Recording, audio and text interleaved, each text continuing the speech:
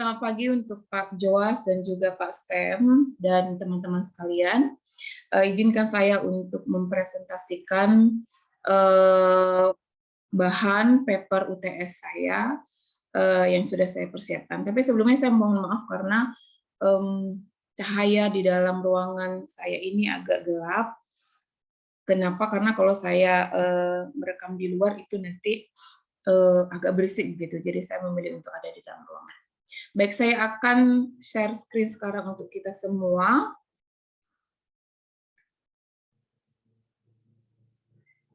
Ya, kali ini saya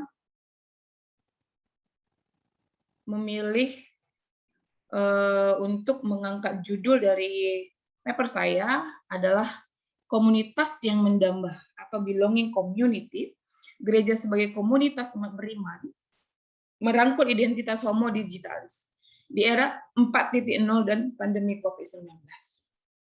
Nah, pertama-tama saya mengangkat dulu konteks yang menjadi persoalan yang mau saya bahas di sini, yaitu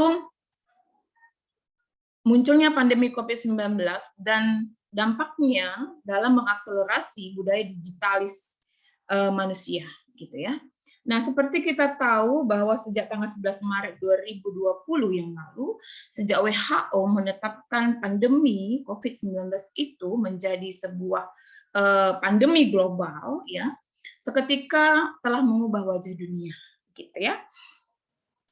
Saya di sini menggarisbawahi ada 3 fenomena sosial yang menjadi hasil ya dari pandemi COVID-19 atau dampak dari pandemi COVID-19. Yang pertama itu adalah panic buying. Panic buying itu adalah panik di dalam membeli atau mengkonsumsi barang-barang yang dikhawatirkan oleh manusia bahwa itu akan menjadi langka begitu. Itu akan habis begitu. Jadi konsumsi yang berlebihan ya, pembelian dan konsumsi yang berlebihan. Akibatnya menghasilkan sebuah kenaikan harga terhadap beberapa barang, katakanlah seperti hand sanitizer, masker dan lain sebagainya. Ya. Lalu kemudian fakta sosial yang menarik juga terjadi ketika pandemi ditetapkan itu adalah cara hidup manusia yang kemudian berubah, ya, kemudian berubah drastis. Yang dulunya tidak peduli akan menjaga kebersihan diri, sekarang dia harus kemanapun, apa yang dilakukan dia harus melakukan protokol kesehatan, mencuci tangan, memakai masker, menjaga jarak, menjauhi kerumunan, mengurangi mobilitas, ya, itu semua harus dilakukan demi menjaga keselamatan diri dan juga keselamatan orang lain dari paparan virus COVID-19, gitu ya. Lalu kemudian fenomena sosial yang ketiga itu adalah yang menjadi topik utama saya, yaitu semakin nyatanya ketergantungan hidup manusia kepada media digital, gitu ya. Nah, dengan adanya pandemi COVID-19 ini, aktivitas manusia kemudian semua dilakukan dari rumah, termasuk beribadah, ya, bekerja, dan juga sekolah, begitu ya. Dan di saat pandemi COVID-19 ini, kita melihat bahwa tidak ada lagi perdebatan ataupun keberatan yang berarti ketika gereja harus memindahkan persekutuannya di dalam ruang virtual. Ya, padahal sebelumnya, sebelum COVID-19 munculnya beberapa gereja di milenium 20 ya, menjadi gereja online atau gereja virtual, itu mendapat sorotan yang cukup serius ketika itu, gitu ya. Katakanlah dengan munculnya gereja e-church yang muncul ya tahun 2014, yaitu di Inggris, dan juga gereja Life Church, yaitu gereja virtual di Amerika yang muncul itu tahun 2007, gitu ya. Itu banyak sekali pro kontra yang mengomentari adanya gereja virtual ketika itu. Namun saat ini kita tahu bahwa justru media digital menjadi penyelamat, tanda petik, menjadi penyelamat akan eksistensi gereja di tengah pandemi yang mengharuskan manusia beraktivitas dengan sangat terbatas ini, gitu ya.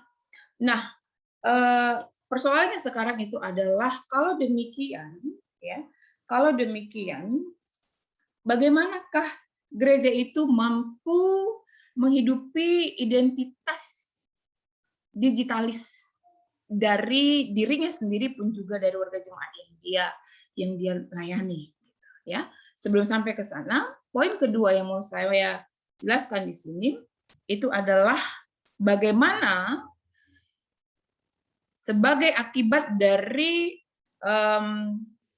ketergantungan hidup manusia terhadap media digital itu telah merubah identitas manusia tidak hanya menjadi homo analog tetapi juga homo digitalis, gitu ya.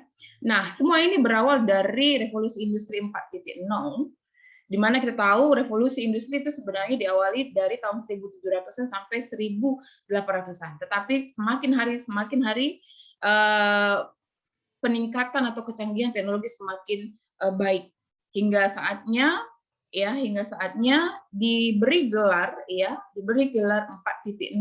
ya. Revolusi industri 4.0 yang hadir ketika tahun 2000-an gitu ya. Untuk menggambarkan sebuah situasi berkembang menuju kehidupan yang serba otomatis di dalam kecanggihan teknologi dan juga mempengaruhi produksi industri dengan lebih praktis begitu ya, dengan lebih praktis. Nah, beberapa aplikasi ya yang dikenal dari revolusi industri 4.0 itu adalah Internet of Things, Industrial Internet of Things, lalu kemudian sistem fisik cyber, lalu kemudian artificial intelligence atau AI. Nah, ada juga disebut sebagai pabrik pintar, ada disebut sebagai sistem komputasi awan dan lain sebagainya. Ya. Nah, kemajuan teknologi revolusi industri 4.0 itu sebenarnya tidak hanya tampak melalui terciptanya konektivitas nirkabel di dalam proses produksi kehidupan manusia, tetapi juga ternyata mesin-mesin canggih itu telah memiliki kemampuan untuk mengambil keputusan secara otonomi. Ya, maka dari itu Yuval Harari menyoroti akan fenomena ini dan mengatakan demikian. Soon authority might shift again from humans to algorithm. Just as divine authority was legitimate by religious mythologies and human authority was justified by the liberal story, so the coming technological revolution might establish the authority of big data algorithm while undermining the very idea of individual freedom. Ya. Nah, artinya di sini Harari menyoroti bahwa ada masanya nanti manusia itu kehilangan kebebasan loh, begitu ya. Ketika dia mau memutuskan sesuatu, dia udah nggak bisa, ya. Maka harus mesin lah, ya, algoritma lah yang memutuskan apa yang hendak dia lakukan, begitu ya. Nah, saudara-saudara sekalian, artinya bahwa kemajuan teknologi di era 4.0 ini sebenarnya semakin menegaskan terafiliasinya identitas manusia itu secara digital. Jadi ini menjadi hal yang tidak bisa lagi kita hindari, begitu ya. Tidak bisa kita hindari, gitu. Karena itu sudah menjadi kebutuhan. Nah, bicara soal identitas, ya, ataupun afiliasi identitas nanti berikutnya. Identitas, ya, menurut Burke dan Stats itu diartikan sebagai sekelompok arti, ya, yang mendefinisikan keunikan seseorang sebagai seorang person yang hidup di dalam masyarakat, di dalam grup maupun di dalam karakteristik tertentu, gitu. Jadi identitas itu adalah sesuatu yang membedakan seseorang itu menjadi manusia yang unik, ya, di tengah-tengah kehidupannya, di masyarakat, di dalam grup atau kelompok, ataupun di dalam karakter yang khusus, begitu, ya. Jadi yang namanya identitas itu ternyata tidaklah bisa bertumbuh dengan sendirinya. Ya. Identitas itu ternyata bisa bertumbuh ataupun terbentuk melalui 3 tahap proses. Ya. Jenny Davis melalui teori identitas mengatakan tahap pertama dalam pembentukan identitas itu adalah ketika seseorang memasuki sebuah situasi. Ya. Ketika seseorang memasuki sebuah situasi, di sanalah dia kemudian melakukan interaksi sosial, ya. Interaksi itu kemudian tertanam secara struktural dan di sanalah kemudian dia menyatakan dirinya di dalam identitas peran dan juga personalnya. Ya, jadi identitas itu ada dua jenis, ada identitas peran dan ada identitas personal. Identitas peran itu adalah posisi sosial yang diakui di dalam masyarakat, seperti ketika seseorang itu menjadi pelajar, sebagai ibu, sebagai karyawan, atau dia sebagai teman, gitu ya. Nah, sementara identitas personal itu adalah ketika seseorang itu mendefinisikan siapa sih dirinya, begitu ya. Apakah dia itu orang baik, orang yang keras kepala, orang yang bermoral, orang egois atau dan lain sebagainya. Jadi situasi itu sebenarnya menempatkan seseorang berada di dalam sebuah keadaan di mana dia bisa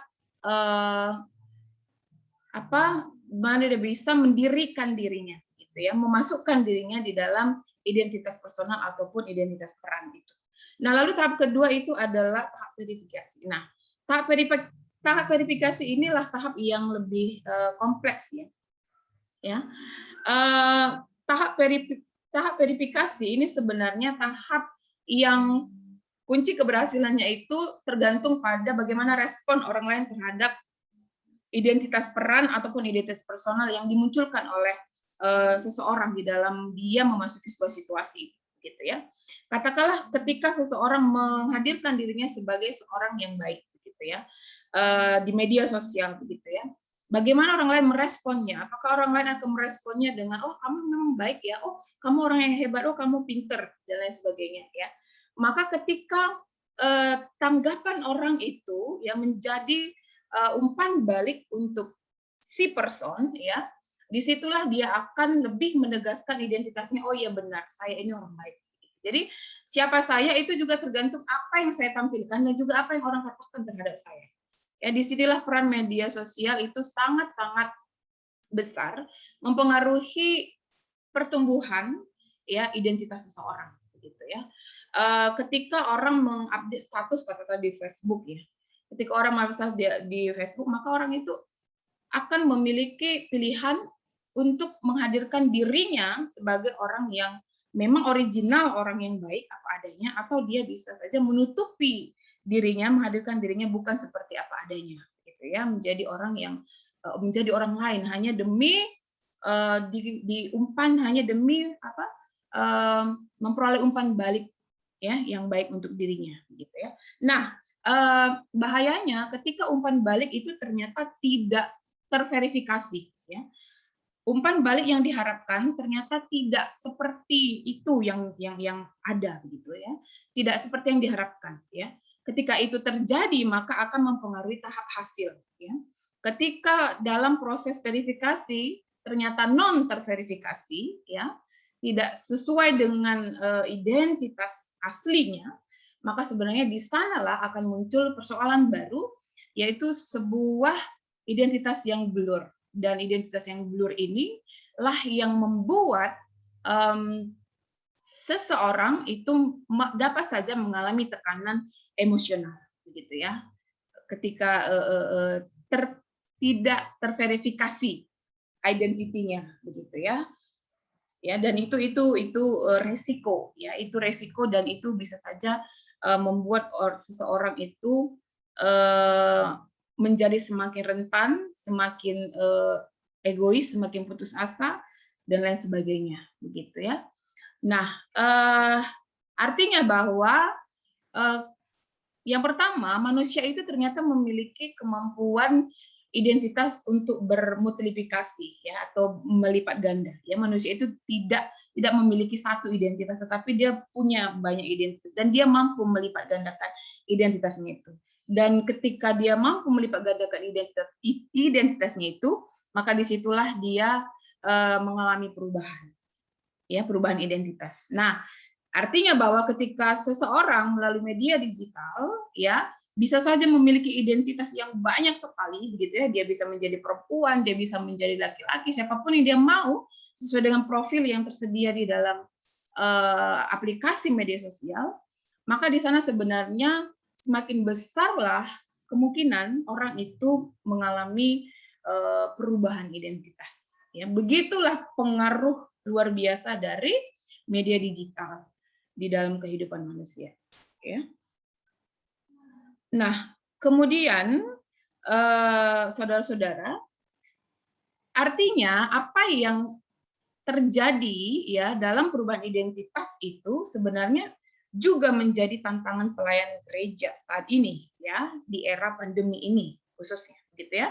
Gui Chu Jun mengatakan as I argue that the church has actively active and utilized all kinds of media of its mission, it is a time to seriously consider how it conducts its mission to be a continually faithful witness in the shared metaverse. There are already churches being planted and operating with virtual reality. Ya, jadi dia katakan bahwa di dalam dunia metaverse ini, ya, dunia metaverse itu maksudnya dunia digital ini, sebenarnya gereja juga harus sadar bahwa dia harus jelas di dalam meneruskan misinya. Ya, misinya di dalam dunia gitu ya. Dia harus menyadari bahwa dia sudah menggantungkan misinya ya terhadap media sosial gitu ya, terhadap media digital ya. Nah, oleh karena itu fakta yang harus diterima oleh gereja dan harus dihidupi juga oleh gereja itu adalah bahwa warga jemaat yang dia layani itu sekali lagi bukan hanya warga jemaat yang analog gitu ya secara fisik, tetapi juga dia juga adalah manusia homo digitalis ya. Dia juga adalah homo digitalis yang juga rapuh dan juga rentan ya. Karena perubahan identitas homo digitalis itu seperti yang sudah saya jelaskan itu bisa membuat ataupun menghasilkan efek yang negatif kepada orang lain gitu ya, kepada manusia itu sendiri. Ya, katakanlah seperti tanggapan manusia menilai dirinya, tentang harga dirinya, tentang siapa dirinya, bahkan juga tentang bagaimana kemampuan juangnya ke depan.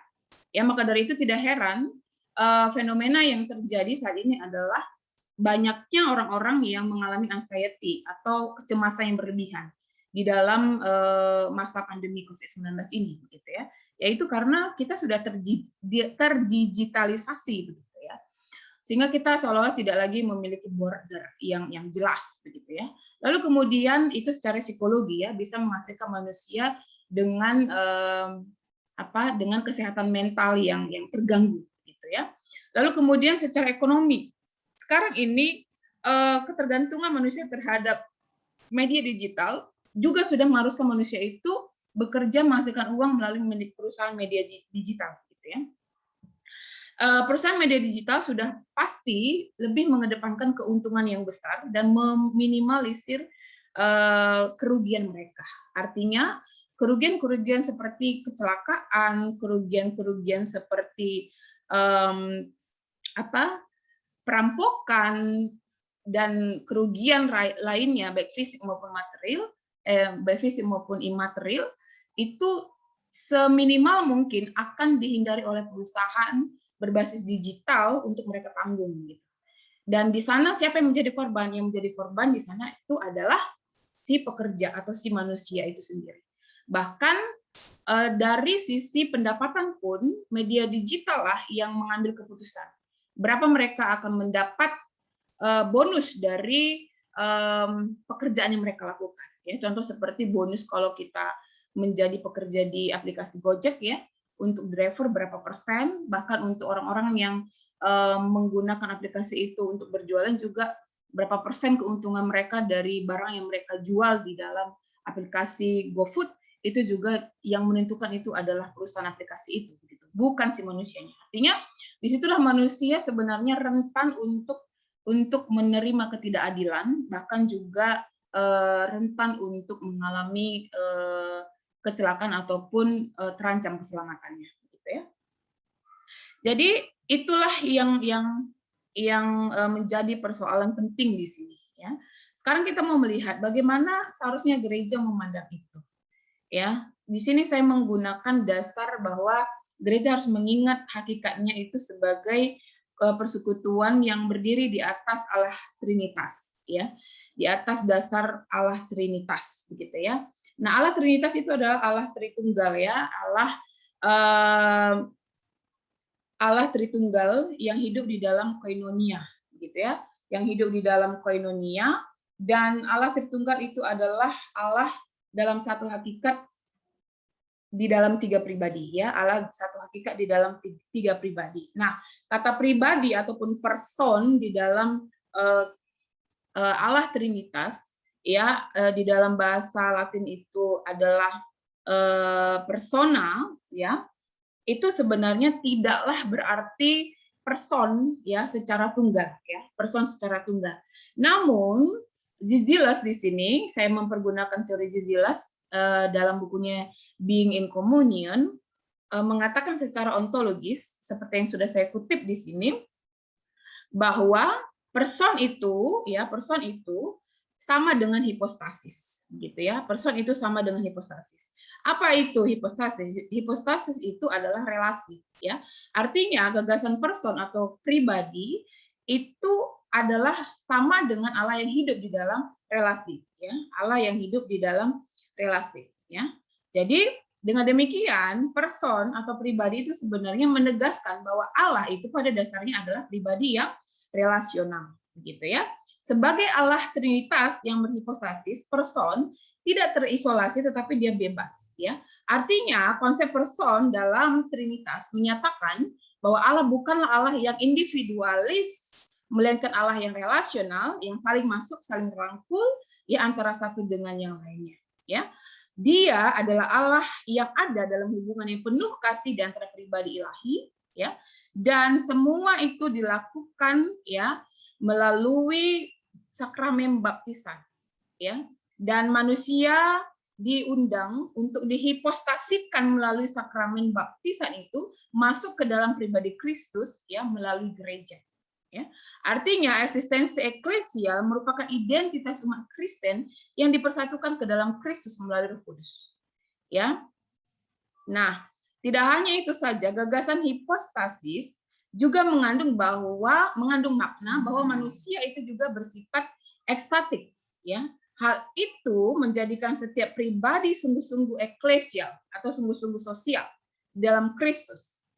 Ya. Sehingga Pak Joas menyimpulkan di dalam bukunya Gereja Pasca Pandemi Merengkuh Kerapuhan, manusia itu adalah setepatnya karena ia berada di dalam relasi dan persekutuan dengan sesama, dan itu berlangsung melalui ekstasis, yaitu sebuah gerak keluar dari diri sendiri demi membangun relasi dengan sesama. Ya. Nah, artinya teman-teman sekalian, hipostasi manusia melalui Kristus dan kuasa Roh Kudus itu menandaskan bahwa Allah tidak meniadakan kerapuhan ciptaan. Ya. Namun sebenarnya ya, perengkuhan kerapuhan oleh Roh Kudus itu sesungguhnya menegaskan ketakterpisahan atau bahkan kesaling berkelindanan kedua tangan Allah, yaitu Sang Anak dan Sang Roh Kudus, ya.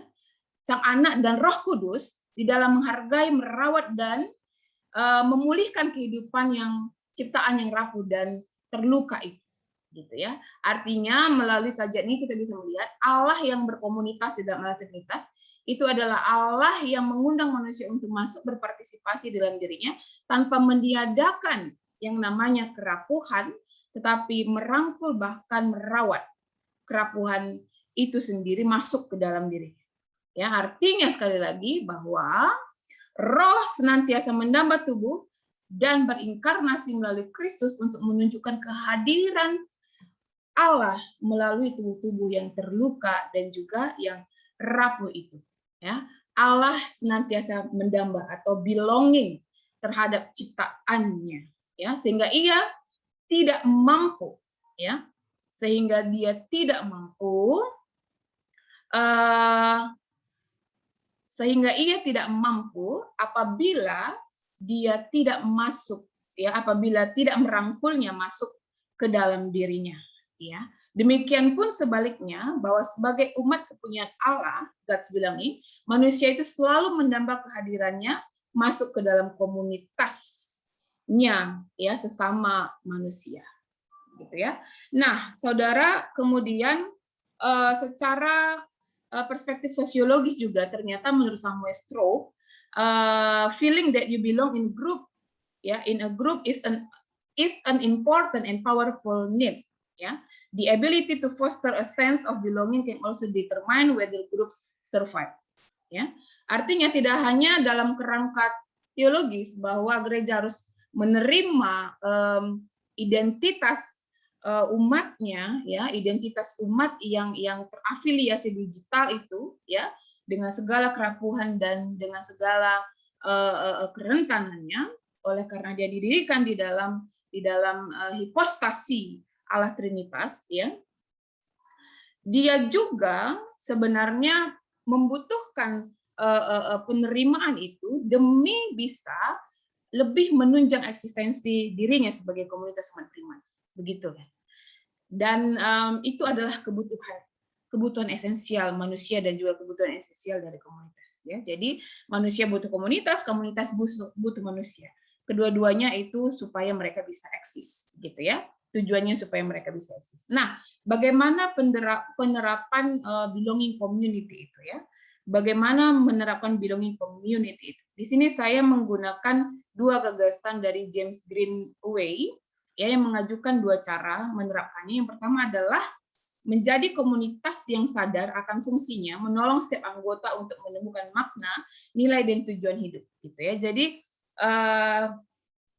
belonging community ini ya kemudian menjelma menjadi sebuah komunitas yang sadar akan fungsinya, siapa dia, ya, melakukan Missio Dei itu ya dengan membantu umatnya ya menemukan makna, nilai dan tujuan hidup. Ya, dengan kata lain gereja itu menempatkan dirinya agar dianggap sebagai rumah sendiri di mana mereka bisa hidup bersama dengan orang lain, gitu ya. Jadi semua orang menganggap bahwa oh gereja ini is our home gitu. My home and our home gitu ya. Lalu kedua itu adalah gereja sebagai komunitas mendamba atau belonging community itu senantiasa menunjukkan partisipasi aktifnya yang bergerak berdasarkan cinta, tanggung jawab dan kewajiban sehingga mendorong eksistensi komunitasnya. Ya, jadi gereja itu nggak boleh berhenti, dia tidak boleh hanya mengharapkan sesuatu yang masuk pada dirinya, tetapi juga dia harus mengeluarkan sesuatu dari dalam dirinya, gitu ya, yang digerakkan oleh dasar cinta, tanggung jawab dan kesadaran akan kewajiban untuk merangkul manusia. Gitu. Jadi inilah gagasan perspektif yang saya ajukan dalam UTS ini. Saya berharap bisa mendapatkan masukan dari teman-teman sekalian, khususnya juga dari kedua dosen yang kami cintai. Terima kasih untuk kesempatan hari ini. Tuhan Yesus memberkati.